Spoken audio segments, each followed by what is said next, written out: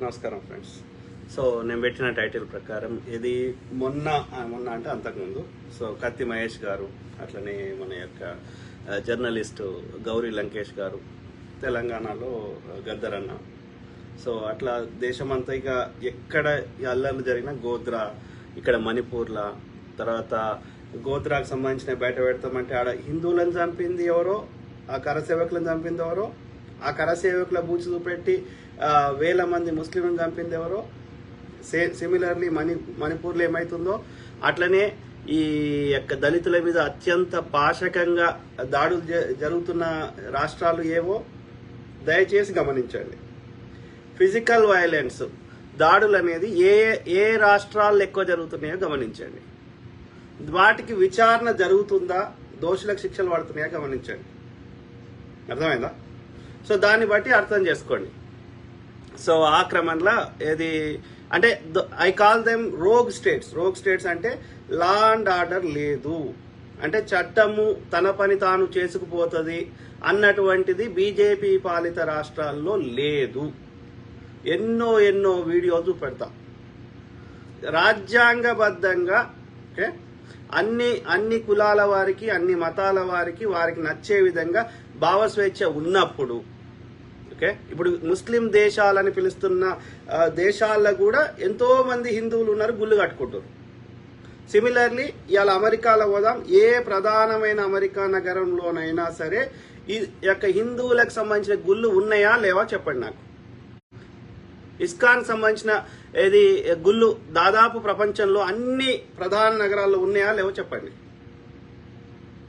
మరి ఎవ్వరికి సమస్య లేదు. ఏ దేశం వాడు ఇది ఈ మతం పేరు మీద రాజకీయం చేస్తలేడు, వాళ్ళని ప్రజా సమస్యల మీదనే వాళ్ళు పోరాటం చేస్తుర్రు.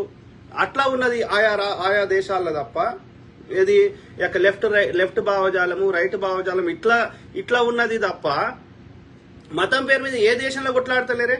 ఇప్పుడు అమెరికాలో నాకు ఉన్న అవగాహన ప్రకారం 70% మంది అది కాకేషియన్ అంటే తెల్ల అమెరికన్సే కాదు. ఇలా ఆఫ్రికా దేశాలకు పోదాం, 50% ముస్లిమ్స్ ఉన్నారు, 50% క్రిస్టియన్స్ ఉన్నారు. వాళ్ళు మతం పేరు మీద కొట్టుకదొస్తలేరే, రైట్? ఆధిపత్యం మీద కొట్టుకదొస్తున్నారు. ఆధిపత్యం కోసం ఈ జాగా నాది, ఈ ల్యాండ్ నాది, లేకపోతే నేను చెప్పినట్టు వినాలి, ఆధిపత్యం మీద కొట్టుకుంటారు. కానీ మతం పేరు మీద ప్రపంచంలో ఎక్కడ కొట్లాడతలేరు. అన్ని రకాల మతాల వారు ఉన్నారు. కానీ ఒక్క భారతదేశంలోనే గతంలో లేనిది ఇవాళ ఎందుకు వచ్చింది? ఎవరు చేస్తున్నారు?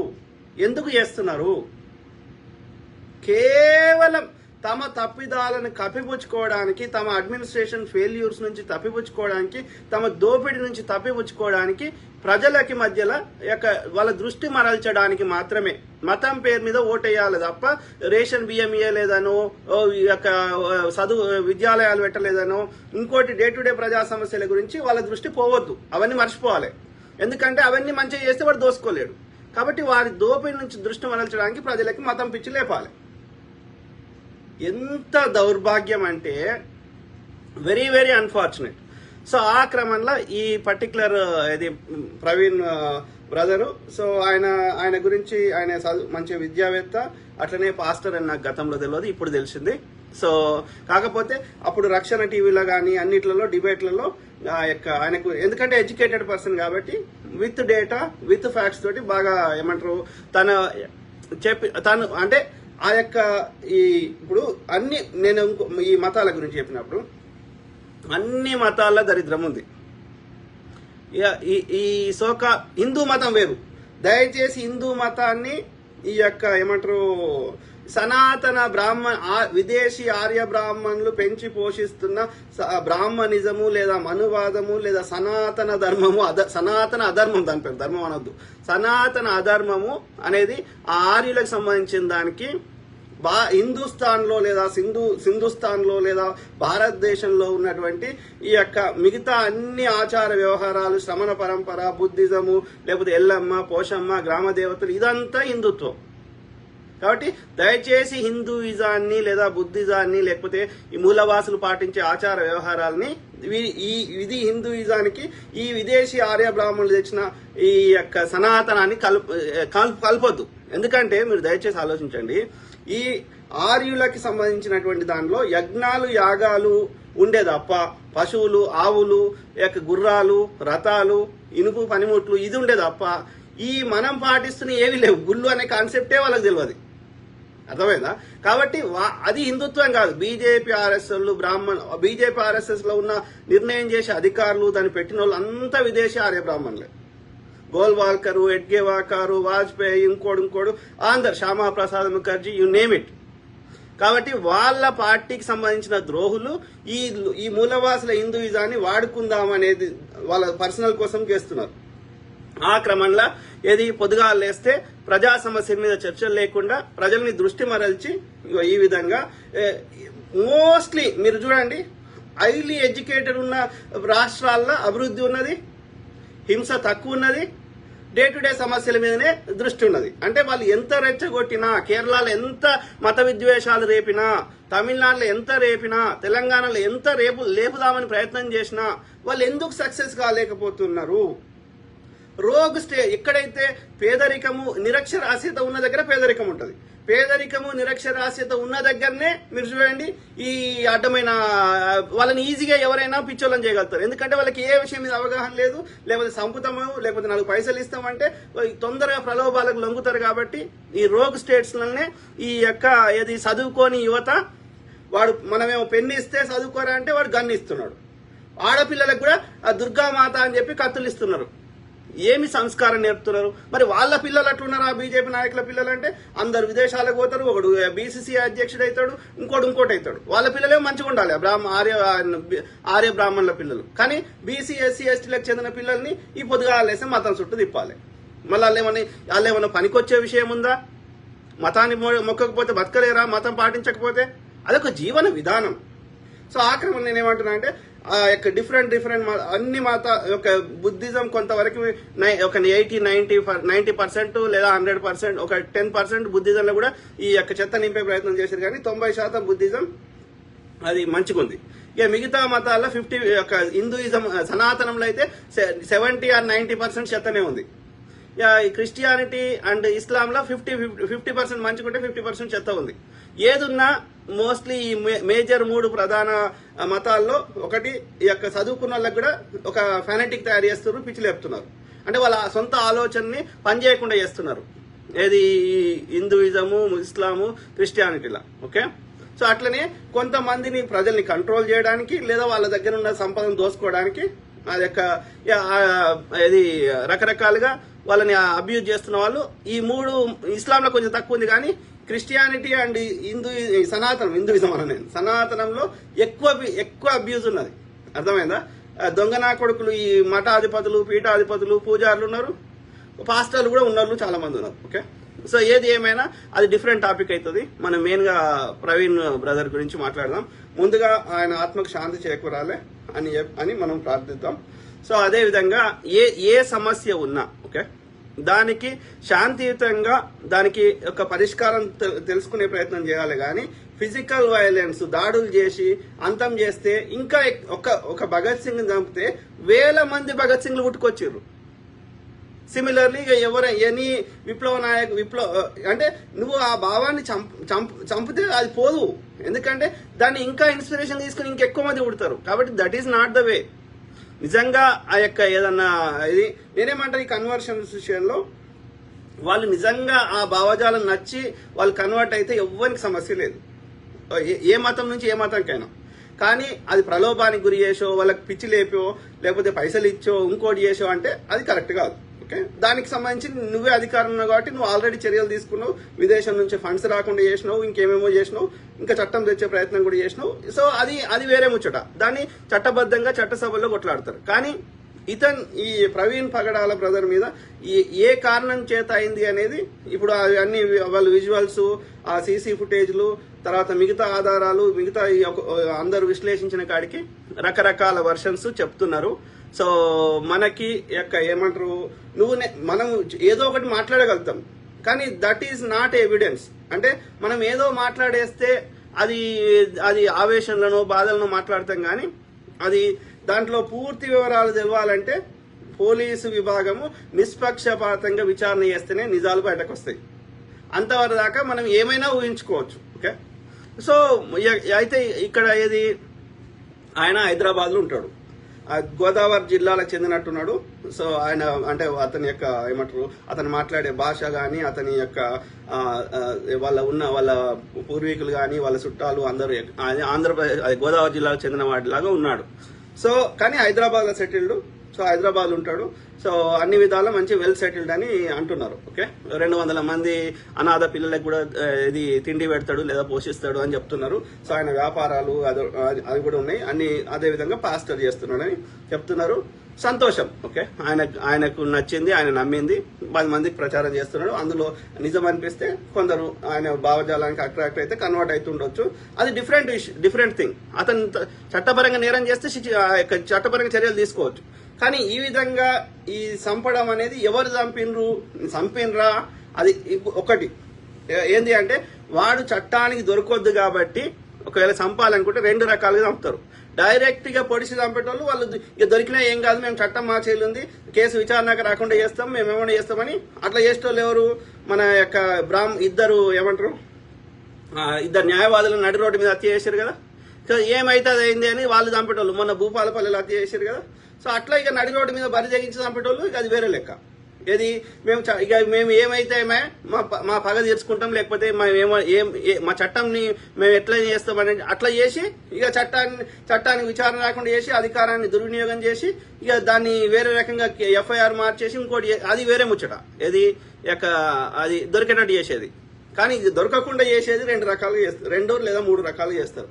ఒకటి ఏంటి అంటే యాక్సిడెంట్ చేస్తే అది న్యాచురల్ డెత్ కాబట్టి, అంటే ప్రకృతి పరంగా న్యాచురల్ గా అయింది కాబట్టి దానికి శిక్ష ఉండదు. రెండోది హాస్పిటల్ తీసుకుపోయి ఒక మంది ఇచ్చేది ఇంకో మంది ఇచ్చి డోస్ ఎక్కువ ఇచ్చి అదొకటి. లేదు అంటే ఈ సైకియాట్రిస్ట్ దగ్గర పోయి పిచ్చి మందులు వేసేసి వాళ్ళంతటా వాళ్ళ ఆత్మహత్య చేసుకుంటాడు చేయడం. ఈ రకాలుగా చేసే అవకాశాలు ఉన్నాయి. అర్థమైందా? సో ఈ క్రమంలో చూసినప్పుడు గద్దర్ అన్నదేమో ఆయన హాస్పిటల్లో తీసుకుపోయి అది చేసారు. ఎందుకంటే ఆయన రాహుల్ గాంధీ తోటి ఉండే వరకు ఆయన పాపులర్ అయితే మళ్ళీ బీజేపీ కాంగ్రెస్ కి పాపులారిటీ ఇంకా ఎక్కువ పెరుగుతుందని గద్దర్ అన్నని నేను రాను అంటే కూడా ఒక 15-20 సార్లు పిలిచి ఆ విధంగా ఆయనకు హాస్పిటల్లో ఒక డోస్ ఇచ్చేది, ఒక మంది ఇచ్చేది, ఇంకో మంది ఇచ్చి గద్దర్ అన్న అట్లా చేశారు. ఇక మిగతా అన్ని కేసులలో ఫేక్ యాక్సిడెంట్సే. యాక్సిడెంట్లలో ఒక 10% నిజంగా జెన్యున్ గా జరుగుతాయి. రాత్రిపూటనో ఎర్లీ మార్నింగో చీకట్లనో పోయినప్పుడు అది ఆ చీకట్ల కనబడక పెద్ద వెహికల్స్ చిన్న వెహికల్స్ గుద్దే అవకాశం ఉంటుంది. పెద్ద వెహికల్స్ గుద్దుకున్నా లేకపోతే తాగి నడిపినప్పుడు జరిగే అవకాశం ఉంటుంది. అర్థమైందా? అది 10%. మిగిలిన 90% అది ఏమంటారు, హత్యలే.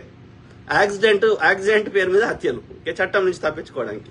సో ఆ క్రమంలో కత్తి మహేష్ అయితే ఆ పక్కకున్న డ్రైవర్ కు పక్కకున్న మనిషికి ఒక్క దెబ్బ తగలే, కత్తి మహేష్ అయిపోయింది.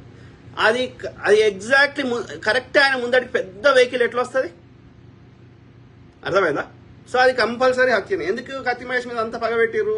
రాముణ్ణి ఆయన ఏదో అన్నాడు, నాకు కరెక్ట్ గుర్తులేదు ఎగ్జాక్ట్ గా, అది అన్నాడు ఆ టీవీ స్టేషన్ లో. అప్పుడు ఆయన మీద పగబెట్టుకున్నారు. అర్థమైందా? ఈ బీజేపీ వాళ్ళు. ఎందుకంటే వాడు పొద్దుగాలేస్తే జై శ్రీరామ్ అనేవాటే, ఈయన వాళ్ళ మెయిన్ టార్గెట్ మీదనే కొట్టబట్టే. సో కాబట్టి ఆయన మీద పగ పెట్టుకొని ఒక పథకం ప్రకారం ఈ జనసేనకు సంబంధించిన వాళ్ళు ఆ నెల్లూరు ప్రాంతంలో, నెల్లూరు నుంచి చెన్నై పోతుంటే చేసిర్రు. అయినా ఆయన బతికేటోడు. ఆయన ఈ పక్క ఆయనకి అంత దెబ్బలు తగలేదంటే ఆయనకు కూడా తగలలే. కానీ కావాలని అపోలో హాస్పిటల్ చెన్నైలో పోయినాక అక్కడ కావాలని ట్రీట్మెంట్ ఇప్పాక అతన్ని ఈవెన్ ఆ యొక్క మన ఇది నడి రోడ్డు మీద వామన్ రావు న్యాయవాదులు ఉన్నారు కదా, అన్ని కబ్జాల కేసులు వేస్తున్నారని 2 హస్బెండ్ వైఫ్ నరికిరు కదా. అప్పుడు భార్య అప్పుడే చనిపోయింది. కానీ ఆ భర్త చనిపోలే. నాకు నీళ్ళు అని అడుగుతున్నాడంట. కావాలని నీళ్ళు ఇవ్వలేదు. హరీష్ రావు ఫోన్ చేసి మీరు ట్రీట్మెంట్ ఇవ్వద్దు అని చెప్పిండంట. Same thing with Kathi Mahesh గారు. సో చెన్నై అపోలో హాస్పిటల్లో ఉంటే ట్రీట్మెంట్ ఇవ్వద్దని ఇవ్వకుండా చంపేశారు. ఎందుకంటే ఆయన బతికి బయటకు వస్తే వాస్తవాలు బయటకు వచ్చే అవకాశం ఉంది కదా. అర్థమైందా? సో కాబట్టి అవి 100% హత్యలే. కానీ విచారణ లేదు. ఇదైతే ఈ కేసు అయితే విచారణకు వస్తే లేదు. ఇప్పుడు భూపాల విచారణకు రాదు. ఈ యొక్క కత్తి మహేష్ ఏమో యాక్సిడెంట్ గా అది మార్చేసారు. అర్థమైందా? సో ఈ ప్రవీణ్ పగడాల కేసులో అది హత్యనా యాక్సిడెంట్ అనేది, ఎందుకంటే ఆయన కారు ఉంది, ధనవంతుడు, అన్ని ఉన్నాక ఆయన అర్ధరాత్రి ఒంటరిగా బైక్ మీద ఎందుకు పోతున్నాడు అనేది పెద్ద క్వశ్చన్ మార్క్ కదా. ఆయన డే టైంలో ట్రావెల్ చేయాలి. ఫస్ట్ థింగ్ అది పెద్ద తప్పు. ఓకే, తర్వాత ఒంటరిగా పోకుండా ఒక 2-3 ఫ్రెండ్స్ని తీసుకొని పోవడంలో తప్పు లేదు. ఒంటరిగా అర్ధరాత్రి ఆ బైక్ మీద ఎందుకు నీకు అంత అవసరం ఏమొచ్చింది తెలియదు. Okay, so question mark. So దాంతోపాటు ఇక వాళ్ళు అక్కడ ఉన్న సీసీ ఫుటేజ్ 2 సీసీ ఫుటేజ్లు ఇచ్చిర్రు. ఒకటేమో అది ఎక్కడ మన కొవ్వూరు దగ్గర అది టోల్ గేట్ పాస్ అవుతున్నాడు, పక్కకు వెహికల్ ఉంది, ఆ పక్క నుంచి మెల్లగా పోయి అక్కడ నుంచి ముందుకు పోయిండు. సో ఇక మెల్లగా పోతున్నప్పుడు అది మెల్లగానే పోతారు కదా, అది కొంచెం దూరం పోయినాక ఫాస్ట్గా పోతారు కదా. సో కాబట్టి ఆ మెల్లగా పోయిన దానికి ఏం చెప్పలేం కానీ కాకపోతే హెడ్ లైట్ అనేది పగిలి ఉంది. ఆ చనిపోయినప్పుడు పగిలే ఉంది, ఆయన చనిపోయిండు, ఆయన మీద వెహికల్ ఉంది, ఆ వెహికల్ కి హెడ్ లైట్ లేదు. అట్లనే ఆ కొవ్వూరు దగ్గర ఉన్న సీసీ ఫుటేజ్ లో హెడ్ లైట్ లేదు. మరి హైదరాబాద్ లో స్టార్ట్ అవుతున్నప్పుడు సీసీ ఫుటేజ్ ఉందా? ఆ సీసీ ఫుటేజ్ ఎప్పుడు ఆ యొక్క హెడ్ లైట్ ఎప్పుడు వలిగింది? అది స్టార్టింగ్ నుంచి లేదా లేకపోతే మధ్యలో ఎక్కడైనా వలిగిందా? అది తెలవాలంటే అంతకుముందున్న సీసీ ఫుటేజ్లు మనకు కావాలి, లేకపోతే వాళ్ళ కుటుంబ సభ్యులను అడగాలి. అర్థమైందా? సో అది మరి హైదరాబాద్ నుంచి అంత దూరం ఎందుకు బైక్ మీద పోతున్నాడు ఆయన ఒకడు? ఆయన ఒక పాపులర్ పర్సనాలిటీ, ఆయనకు థ్రెట్ ఉంది అని తెలిసినాక కూడా ఎందుకు పోయిండు? ఇక భగవంతుని తెలవాలి. ఓకే, సో ఆ విధంగా ఇప్పుడు ఈ పూర్తి వివరాలు తెలవాలంటే ఆయన మిత్రులని, ఆయన కుటుంబ సభ్యులని, ఆయన ఎక్కడెక్కడ పోయిండు, ఆయన ఇంకోటి సెల్ ఫోన్ ఆయన సెల్ ఫోన్ మొత్తం ఈ ఫోరెన్సిక్ 2 రకాలుగా ఉంటుంది ఇన్వెస్టిగేషన్ లో. ఒకటి ఏంటి అంటే ఫోరెన్సిక్ విభాగం, అంటే వాళ్ళ ఫోరెన్సిక్ విభాగం ల్యాబ్ ద్వారా ఏంటంటే ఫోన్ కి ఫోరెన్సిక్ విభాగం ఉంటుంది, ఫోన్ ని ఫోరెన్సిక్ చేస్తారు. అట్లనే అక్కడ దొరికిన ప్రతి ఆధారానికి చేస్తారు, ఆ కట్టె కావచ్చు, ఇంకోటి కావచ్చు, రక్తం మరకలు కావచ్చు, ఇంకోటి కావచ్చు. అంటే అది దాంట్లో పూర్తి సమాచారం తెలుస్తుంది ఫోరెన్సిక్ రిపోర్ట్ లో. ఇక పోస్ట్ మార్టం అంటే ఏంటంటే శరీరం మీద ఏమైంది, శరీరం లోపల ఏమైంది, లేకపోతే శరీరం మీద అయింది, అది గాయాలైనయా, లేకపోతే ఇప్పుడు మెత్త అంటే దిండు ముఖం మీద పెట్టి చంపేశారు అనుకో, పోస్ట్ మార్టంలో తెలిసిపోతుంది. ఆ ఊపిరితిత్తులలో ఏమైంది, అది ఎందుకైంది, ఏమైంది, ఎవ్రీథింగ్ అది తెలిసిపోతుంది. అది న్యాచురల్ డెత్తా లేకపోతే కావాలని అట్లా ఊపిరి బిగబట్టి చంపేసిరా ఇంకోట తెలిసిపోతుంది. ఇప్పుడు గొంతు నిలిపి చంపారు అనుకో, గొంతు వీటి అచ్చులు కానీ, ఆ ఊపిరితిత్తులు జరిగే ప్రక్రియలు కానీ, రక్తంలో ఉండే టెస్టులు కానీ ఎవ్రీథింగ్ తెలిసిపోతుంది. ఏది ఆ యొక్క హత్య చేస్తే శరీరం పోస్ట్ మార్టంలో చాలా వరకు తెలుస్తుంది. అది కాకుండా శవం చుట్టూ కానీ, ఆ పరిసర ప్రాంతాల్లో కానీ, ఇంకో దగ్గర కానీ ఆ యొక్క ఏమంటారు డిఎన్ఏ టెస్టులు ఉంటాయి కదా, ఆ డిఎన్ఏ టెస్టులు ఈ ఫోరెన్సిక్ దాంట్లో అన్ని తెలిసిపోతాయి.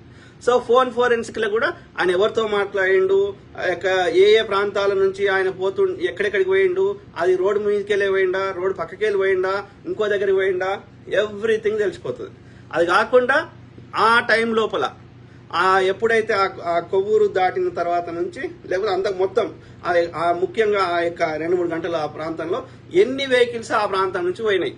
సో అవి వాటి డీటెయిల్స్ కావాలి. ఎందుకంటే అన్ని సీసీ కెమెరాలు ఉన్నాయి కాబట్టి వాటి బండి నంబర్ని బట్టి ఆ మొత్తం బండ్ల గురించి తెలిస్తే మనము ఎవరు అనుమానము ఎవరిది అయి ఉంటుంది అనేది తెలుసుకునే అవకాశం ఉంటుంది. అర్థమైందా? అంటే ఏం చెప్తున్నా, ఇది ఎవరు చేయగలుగుతారు? సామాన్యుల దగ్గర అవన్నీ సిస్టమ్స్ లేవు కదా. సీసీ ఫుటేజ్లు ఎవరి దగ్గర ఉంటాయి? గవర్నమెంట్ దగ్గర ఉంటాయి, రైట్? సో అట్లనే ఈ ఫోరెన్సిక్ ఇవన్నీ వ్యాలిడిటీ ఎవరు ఇస్తారు? నువ్వు నేను చేసేది కాదు కదా. ఆ శాంపుల్స్ అవన్నీ గవర్నమెంట్ కదా, పోలీసులే కదా కలెక్ట్ చేసింది. కాబట్టి ఇవన్నీ విచారణ తేలాలి. అంటే నిష్పక్షపాతంగా ఈ పోలీసులు కానీ, ఆ యొక్క ఇన్వెస్టిగేషన్ విభాగాలు కానీ చేసినప్పుడు నిజాలు బయటకు వచ్చే అవకాశం ఉంటుంది. అట్లనే వాళ్ళందరినీ ఇంటర్వ్యూలు కూడా చేస్తారు, దానికి సంబంధించిన వాళ్ళందరినీ. ఎవరికి ఫోన్ కాల్ పోయినాయి, ఏం మాట్లాడిర్రు, ఏమేం ప్లాన్ ఉండే, ఆయన ఏడికి పోదాం అనుకున్నాడు, ఏమైంది, ఎవ్రీథింగ్. నువ్వు నేను ఎన్ని చెప్పినా అది దానికి వ్యాలిడిటీ ఉండదు. ప్లస్ అది కంప్లీట్ ఇన్ఫర్మేషన్ కాదు, ఒక 1% ఇన్ఫర్మేషనే ఉంటుంది. కాబట్టి మనం కోరుకోవాల్సింది ఏంటంటే పోలీసులతోటి కొట్లాడి యొక్క ఎందుకంటే మోస్ట్ ఆఫ్ ద కేసులలో ఏం చేస్తారంటే ఆ బీజేపీ కేంద్రంలో ఉన్నాడు కాబట్టి ఈ కేసులో ఏది యాక్సిడెంట్ గానే రాసేసేయరా అని చెప్పి అది కేసును క్లోజ్ చేసే ప్రయత్నం చేస్తారు. అర్థమైందా?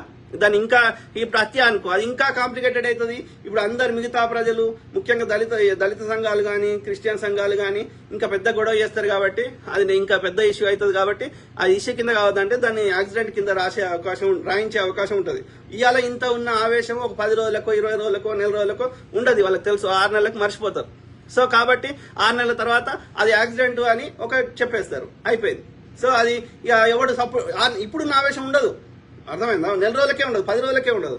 సో కాబట్టి ఈ నిజంగా ఏది ఇట్లాంటి పునరావృతం కావద్దు అంటే ఇప్పుడు ఇది మనం లైట్ తీసుకున్నాం అనుకో, ఏముంది తప్పించుకోవచ్చు. కాబట్టి మళ్ళీ ఇంకోరి మీద చేసే అవకాశం ఉంది కదా. ఒకవేళ న్యాచురల్ డెత్ అయితే కానీ అయినా సరే అది న్యాచురలా ఇది ఇట్లా జరిగిందా అనేది విచారణ రాని. కాబట్టి వెనుకకు పోకుండా గట్టిగా ఈ విచారణ నిష్పక్షపాతంగా జరిగేటట్టుగా కొట్లాడాలి. మిగతా అన్ని సీసీ ఫుటేజ్లను ఇవ్వాలి. అట్లనే అని రెగ్యులర్ బేసిస్ ఎవ్రీ 2 days కి 3 days కి వాళ్ళు ప్రెస్ కాన్ఫరెన్స్ కి వచ్చి పోలీసులు కానీ ఇన్వెస్టిగేషన్ అధికారులు ఆ కేసు మీద అప్డేట్ ఇవ్వాలి. అర్థమైందా? ఈయన నిజంగా ఎవరైనా తప్పు చేస్తే వాడిని శిక్ష పడాల్సిందే. అర్థమైందా? ఇప్పుడు కాదు, ఉల్టా అనుకోండి. ఇప్పుడు ఒక సాధువునో సంతునో లేకపోతే ఒక మఠాధిపతినో పీఠాధిపతినో ఒక బీజేపీ ఆర్ఎస్ఎస్ కార్యకర్తనో ఎవరైనా చంపారు అనుకుందాం ముచ్చట కోసం, వాళ్ళు వానికి దోషులు వేయకుండా దోషులు విచారణ కూడా ఉండదు. అనుమానం వస్తే వాని ఇల్లులను కాలబెడతారు. ఎలా గోద్రాల ఆ కరసేవకులని ఆడికెళ్ళి పోయి వస్తుంటే ఆ ట్రైన్లో కాలబెట్టింది ఎవరు? ఇదే బీజేపీ ఆర్ఎస్ వాళ్ళు.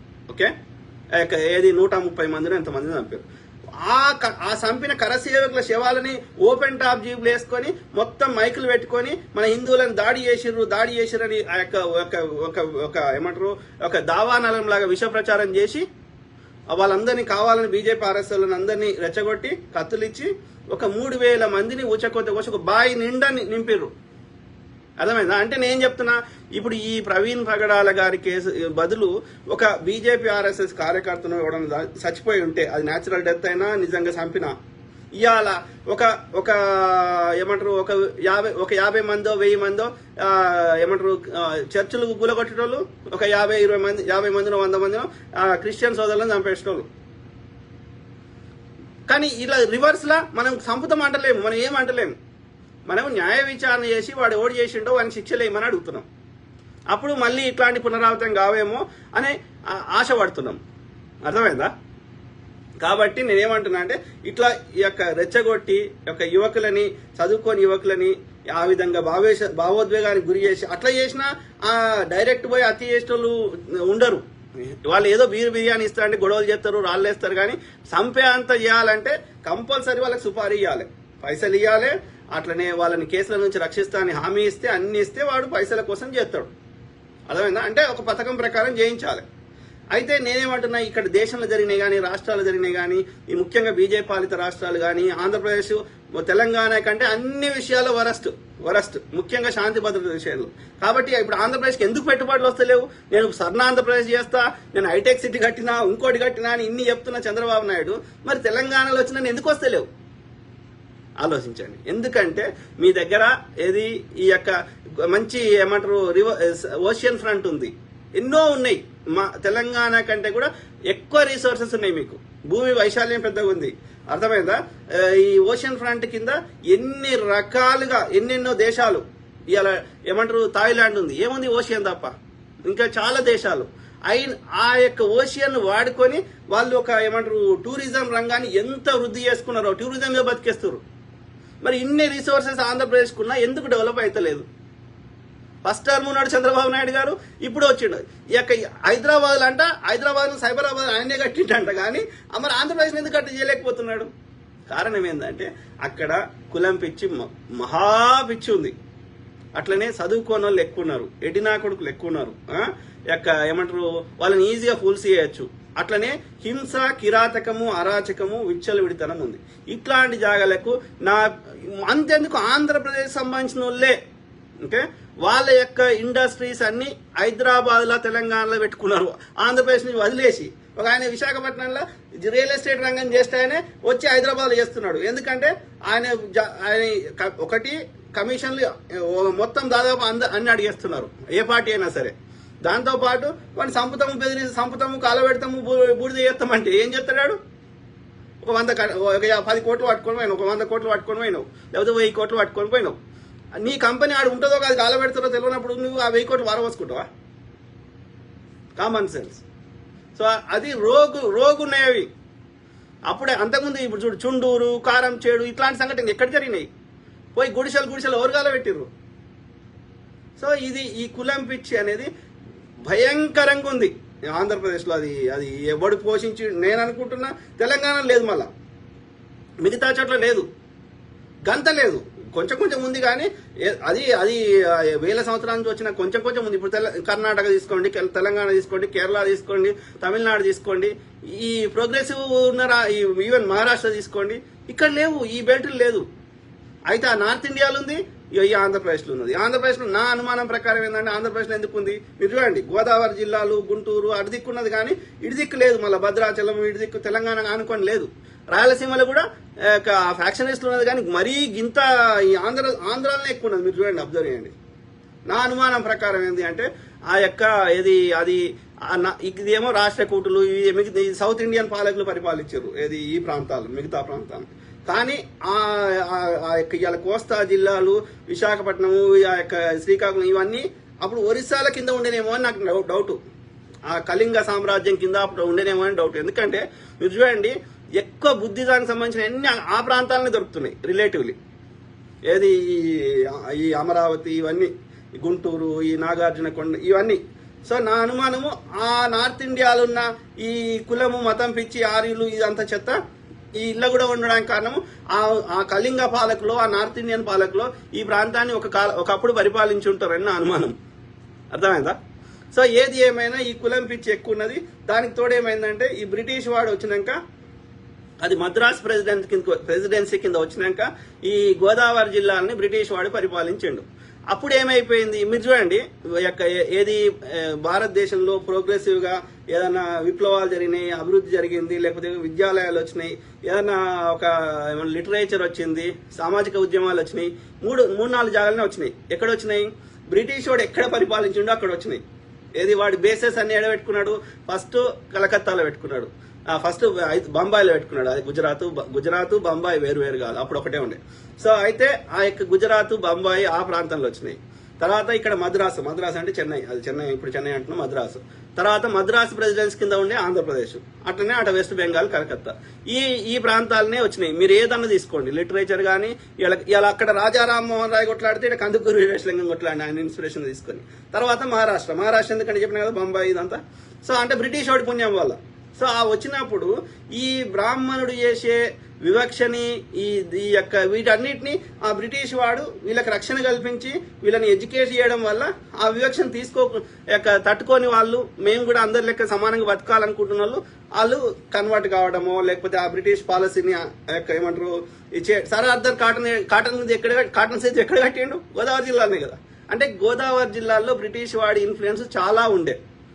అట్లనే మన యొక్క సికింద్రాబాద్, మన దగ్గర కూడా ఉన్నాయి కదా సికింద్రాబాద్, అన్ని యొక్క ఏమంటారు Christian machineries, Christian school, Wesley, ఇంకా ఏమో ఉన్నాయి కదా, సెయింట్ మేరీస్.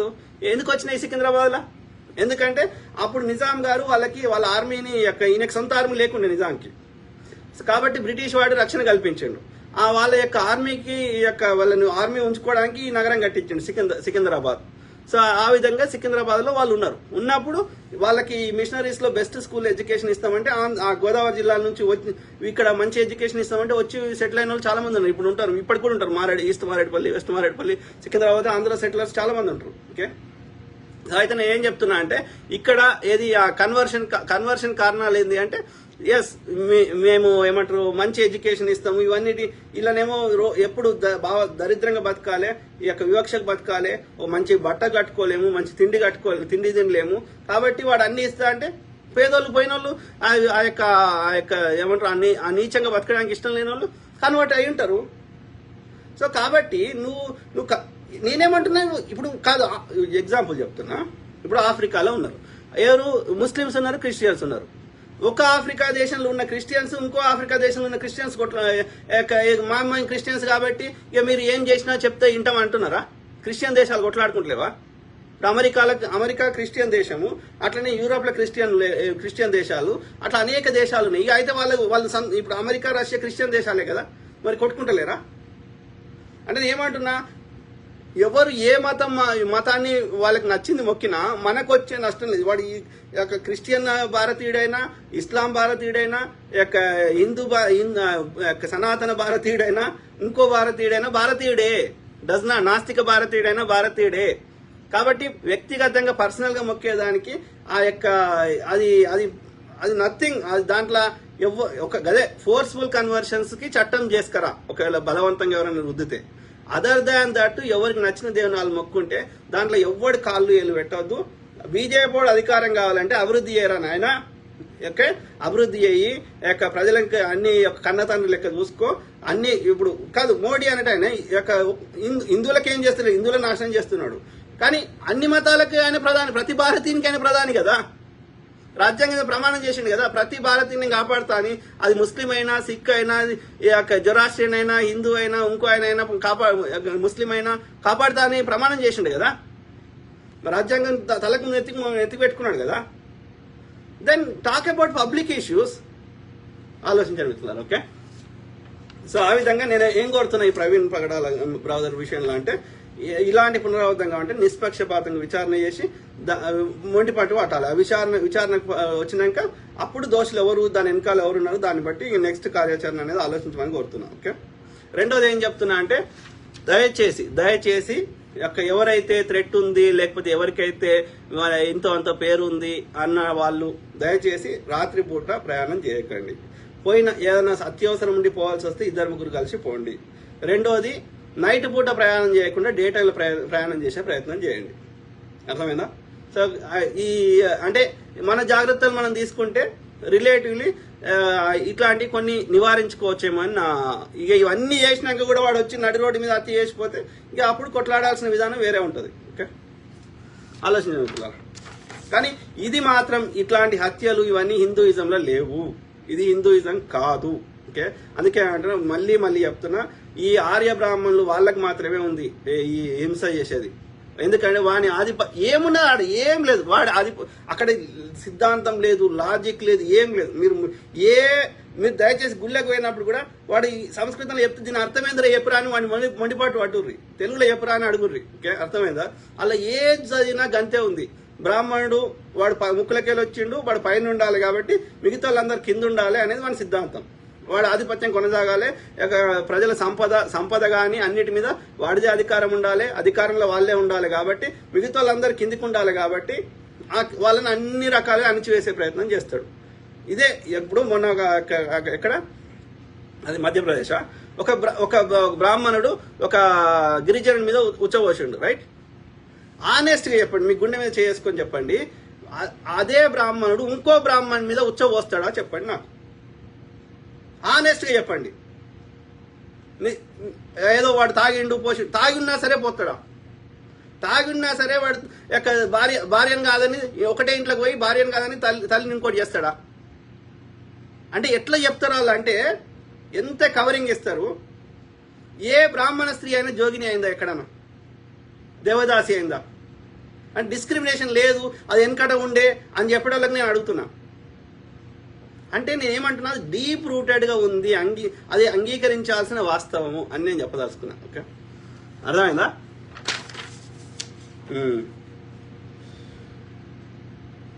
సో ఇది ఇంకోటి ఏమంటున్నా అంటే, ఇట్లా దాడులు చేస్తే మీరు చూడండి, ఈ దాడులు చేసే ఆంధ్రప్రదేశ్ చెప్పినా అట్లనే ఉత్తర భారతదేశంలో ఏ రాష్ట్రం మనం తీసుకోండి, దాడులు జరిగే దగ్గరికి ఏ పెట్టుబడిదారు రాకపోతే అభివృద్ధి జరగదు, ప్రజలకి పని కల్పించబడదు, పేదరికం ఉంటుంది, నిరక్షరాస్యత ఉంటుంది, వాళ్ళు గట్టనే బతకాల్సి వస్తుంది. ఎవడో దొడ్డు రేషన్ బియ్యం ఇస్తే తప్ప వాడికి డే టు డే బతుకుదరు నడవదు. కాబట్టి ఆ పరిస్థితి రావద్దు అంటే అన్నిటికంటే ముఖ్యమైనది లా అండ్ ఆర్డర్ ఉండాల్సిందే, శాంతి భద్రతలు ఉండాల్సిందే. అర్థమైందా? లేకపోతే ఇప్పుడు చూడండి, మీరు ఆంధ్రాకి సంబంధించిన వాళ్ళు వ్యాపారస్తులు ఇంతో అంతో వాళ్ళు ఏమి శాతం ఎక్కడికి పోలేని వాళ్ళు మాత్రమే ఆంధ్రప్రదేశ్లో ఉన్నారు. ఇంతో అంతో ఏమంటారు వాళ్ళు పైకి పోవాలనుకున్న వాళ్ళు, ఆధిపత్య ధోరణి ఉన్న వాళ్ళు, లేకపోతే మాతోటి ఏమి కాదనుకునే వాళ్ళు మాత్రం, అంటే అత్యంత పేదవాళ్ళు. కానీ ఇక మేము వాళ్ళని చంపైనా సరే మేము వాళ్ళ శవాల మీద మేము రాజ్యం వెళ్తాం అనుకునేటోళ్ళు, ఆధిపత్యం చేసేటోళ్ళు, రౌడీ ఇట్లాంటి వాళ్ళు తప్ప మెజారిటీ ఈ గొడవలు వద్దు, మేము మంచిగా బతకాలనుకున్న వాళ్ళందరూ ఆంధ్రప్రదేశ్ చేసి వెళ్ళిపోయారు. అమెరికాకు పోయారు, లేకపోతే చెన్నైలో ఉన్నారు, లేకపోతే తెలంగాణ హైదరాబాద్లో ఉన్నారు. ఎందుకున్నారు? ఆంధ్రాలు ఇప్పుడు సంక్రాంతి వస్తే అందరూ పోతారు. మళ్ళా అట్లాంటి వాళ్ళు మెజారిటీ హైదరాబాద్లో ఎందుకున్నారు? ఐటీ మీరు గచ్చిబౌలి ఇవన్నీ చూడండి, ఈ నానక్రామ్గూడ, గచ్చిబౌలి, మాదాపూరు, జూబ్లీహిల్స్, బంజారా హిల్స్, దిల్షుక్ నగర్, కొత్తపేట, గిత్తపేట అంతా హైదరాబాద్ మొత్తం ఓల్డ్ సిటీ కొన్ని ప్రాంతాలు తీసేస్తే మోర్ దాన్ 50% దాకా ఆంధ్రలో దాదాపు ఉన్నారు. అన్ని మేజర్ ప్రైమ్ లొకేషన్స్ అన్ని. ఎందుకు అట్లాంటి హైదరాబాద్ లాంటి నగరాన్ని మరి ఆడ చెన్నై ఉంది, బెంగళూరు ఉంది, ఇంకోటి ఉన్నప్పుడు ఆంధ్రప్రదేశ్లో ఎందుకు కట్టుకోలేకపోతున్నారు? మీకు ఇంత టాలెంట్ ఉంటే కారణం ఏంది అంటే మీ లోపల ఇది ఏమంటారు, ఈ కులపిచ్చిని అరాచకాన్ని కంట్రోల్ చేసే శక్తి లేదు, మీకు తెలుసు. కాబట్టి ఇక మీరు పండుగ పబ్బానికి ఆడికి పోవాల్సిందే. కానీ ఈడ మీకు రక్షణ ఉంది, తెలంగాణలో కానీ, చెన్నైలో కానీ, ఇంకో అమెరికాలో కానీ. ఆంధ్రప్రదేశ్ లేదు. మీకు ఇప్పుడు రామోజీ ఫిల్మ్ సిటీ ఆయన కానీ, ఇంకో ఆయన రామానాయుడు కానీ ఆడ పెడతా అని ట్రై చేసి ఆడ మేము మీకు ఏం కావాలన్నా ఇస్తాం రమ్మని అడుగుతారు. చంద్రబాబు నాయుడు అడిగిండు, జగన్ గారు అడిగారు, అయినా ఎవరు పోతలేరు. అప్పుడు చెన్నైలో ఉండి ఆ సినిమాలు తీసిర్రు ఎన్టీఆర్ గారు వీళ్ళందరూ. కానీ ఆంధ్రప్రదేశ్లో ఏనాడు వాళ్ళు ప్రయత్నం చేయలేదు, చేయరు కూడా. ఎందుకంటే మీ డిఎన్ఏలో లోపం ఉంది. ఓకే, మీకు అరాచకం ఎక్కువ ఉంది, అర్థమైందా? అది సో అది మిత్రులారా. ఇక అట్లనే ఇక బీజేపీ గురించి ఎంత నీచులు అంటే ఇక వాళ్ళంత గలీజ్ నా కొడుకులు ఈ భూమి మీద లేరు. ఓకే, ఇవాళ ఏది ఆ నక్సలైట్లను ఏరివేస్తామని చెప్పి నిజంగా వాళ్ళు అసలు వాళ్ళ ఉనికే తగ్గిపోయింది. ఓకే, ఒకప్పుడు ఉన్నట్టు లేదు. వాళ్ళందరూ కూడా చాలా మంది జనజీవన స్రవంతులు కలిసిపోయారు. దాదాపు అందరూ ఏమంటారు, వాళ్ళు సిద్ధాంతపరంగా కొట్లాడుతున్నారు తప్ప ఆయుధాలు పట్టుకొని నక్సలైట్లు ఈ మధ్య అది బంద్ అయిపోయింది. అయినప్పటికీ ఎందుకంటే వాళ్ళ మెజారిటీ లీడర్లు ఎప్పుడో చచ్చిపోయారు, ప్లస్ ప్రజల లోపల కూడా ఒకప్పుడు ఉన్నంత పేదరికం లేదు, ఒక డిఫరెంట్ అయిపోయింది. అయినా సరే ఇప్పుడు వాళ్ళ గిరిజనులను అందరిని పట్టుకొని నక్సలైట్ల పేరు మీద గిరిజనులను చంపేస్తున్నారు. ఎందుకని? ఆ గిరిజనుల కింద ఉన్న భూములు గనులు కొట్టేయడానికి. ఎందుకంటే ఆ గనులను తీసుకోవనిస్తలేరు అదాని అంబానికి. కాబట్టి ఆ గనులను తీసుకోవడానికి ఈ యొక్క గిరిజనులను చంపేస్తున్నారు. ఈ యొక్క ఆపరేషన్ ఏదో పెట్టిండు కదా, ఏదో నా పేరు మర్చిపోతుంది, కగార్. సో ఇట్లా నడుస్తున్నది. ఇక 20 ఏళ్ల కింద ఏదో మాట్లాడిందని అరుంధర అట్లా ఎవ్వరు కమ్యూనిస్ట్ వాళ్ళు లేకపోతే ప్రశ్నించేటోడు ఒకటి భారతదేశంలో. అందరిని తీసుకోబోతున్నాడు, జైల్లో పెడుతున్నాడు. ఇక చచ్చిపోతారనగా వదిలేస్తున్నాడు. ఆయన జైల్లో చచ్చిపోతే ఇంకా ఉద్యమాలు ఎక్కువ అవుతాయి, గొడవ చేస్తారని చెప్పి ప్రొఫెసర్ సాయిబాబాని ఇక చచ్చిపోయే స్థాయికి వచ్చిండని వదిలేసిర్రు వరవరరావు గారు. ఎందుకంటే జైల్లో చచ్చిపోతే ఇంకా పెద్ద గొడవలు అవుతాయని. ఎంత నీచం రాయ్యా అంటే నువ్వు వాళ్ళ సిద్ధాంతము వాళ్ళ న్యాయం మాట్లాడితే నువ్వు వాళ్ళని ఏమంటారు జైల్లో పెడుతున్నావు, తప్పుడు కేసులు పెడుతున్నావు, జర్నలిస్ట్ని అంటే ఎంత పిరికినా కొడుకు నువ్వు. బీజేపీ ఆర్ఎస్ అంటున్నా ఆ బ్రాహ్మణ్ని, ఆర్య బ్రాహ్మణ్ని ఎంత పిరికినా కొడుకురా, నిజాన్ని తట్టుకోలేకపోతున్నావు నువ్వు. ఎవడన్నా సమస్య ఉంటే వాడి న్యాయం మాట్లాడితే వాడిని పిలిచి వానితో చర్చించి వాడి సమస్యకు పరిష్కారం చూపెడతారు. కానీ నువ్వు జైల్లో పెడుతున్నావు ఇంకోటి అకారణంగా తప్పుడు కేసులు బనాయించి అంటే నువ్వు నిజాన్ని తట్టుకోలేకపోతున్నావు, పిరికి సన్నాసివి.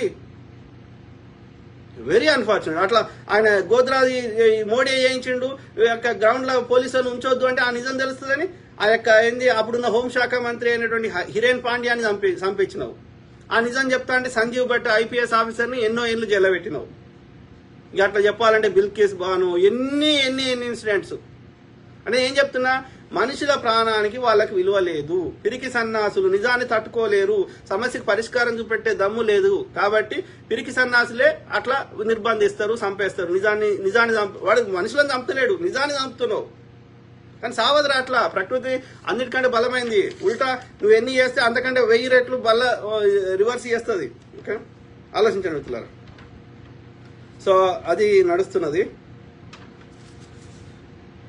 కాబట్టి దాదాపు చాలా వరకు నేను అంటే ఇష్యూ బేస్డ్ గా మాట్లాడినా. ఈ పర్టికులర్ ఇన్సిడెంట్ అంటే అదే మనం విచారణ కోరుకుందాం. విచారణ జరిగిన నిష్పక్షపాత విచారణ జరిగి ఆ రిపోర్ట్లు వచ్చిన తర్వాత ఫోరెన్సిక్, పోస్ట్ మార్టము, ఇంకా అట్లనే మిగతా సీసీ ఫుటేజ్లు అన్ని ప్రాంతాల్లో అట్లనే అన్ని ఇంటర్వ్యూలు చేసింది. సమగ్ర విచారణ రిపోర్ట్ కోసం పట్టుబట్టి అది టైం బౌండ్ పెట్టాలి. 10 ఏళ్ల తర్వాత రిపోర్ట్ ఇస్తా కాదు.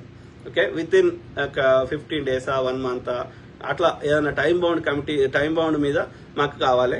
సో దోషులకు శిక్షలు పడాలని ఆ యొక్క ఒక ఏమంటారు క్రిస్టియన్ సంఘాల ఎవరైతే ఉన్నారో న్యాయం కావాలని కోరుకుంటున్న వాళ్ళందరూ ఒక కమిటీ లాగే ఏర్పడితే అప్పుడు ఏమవుతుందంటే అది వీక్ కాదు. ఈ యొక్క ఇండివిజువల్ వస్తారు, ఇలా మళ్ళీ మర్చిపోతారు, వాళ్ళ పనులలో వాళ్ళు పోతారు. అట్లా కాకుండా ఒక కమిటీ లెక్క ఉందనుకో, అది కంప్లీట్ విచారణ అయ్యేదాకా మేము మొండిపాటు పడతామని వాళ్ళకు రెగ్యులర్గా ఉన్నారనుకో, కమిటీ లాగా ఏర్పడిననుకో, జేఏసీ అనేది అది సామాజిక ఉద్యమాలకు కానీ, బట్ ఒక కమిటీ లాగా ఏర్పడ్డారనుకో అది కంప్లీట్ విచారణ వచ్చేదాకా దాని డిమాండ్ అనేది చచ్చిపోదు. లేకపోతే ఎవరి పనులలో వెళ్ళిపోతారు.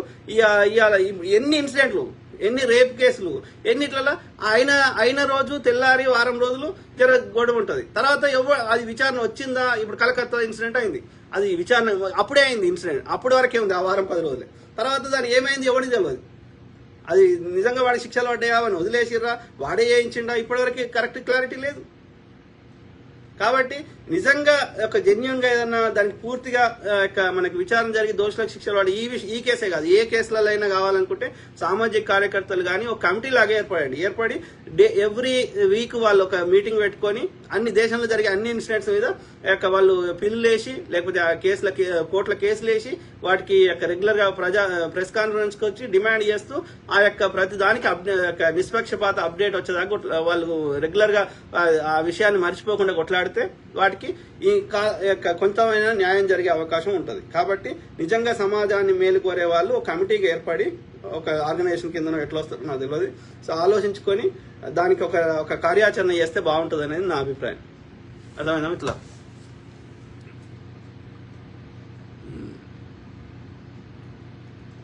మసూద్ ఖాన్ నమస్తే అన్న. నమస్తే బ్రదర్. సాధిమిత్రులారా, ఈ కారణాలు ఇది మెయిన్ గా బీజేపీ వాళ్ళు చేయించి ఉండొచ్చు అనేది ఒక అనుమానం. అవి కాకుండా ఇంకా ఎవరన్నా ఏమైనా ఆయన ఎదుగుతుండు అని చెప్పి వాళ్ళ యొక్క మిగతా పాస్టర్లు ఎవరైనా చేయించిర్రా, లేకపోతే ఇంకోటి అయిందా, ఎవరో ముస్లిం చేయించారని ఎవరు అంటున్నారు. ఏది అయినా అది విచారణ చేయకుండా దాని పూర్తి సమాచారం లేకుండా మనం ఏం చేయలేం. పోలీసులే చేయాలి అది. ఓకే, ప్రభుత్వమే చేయాలి.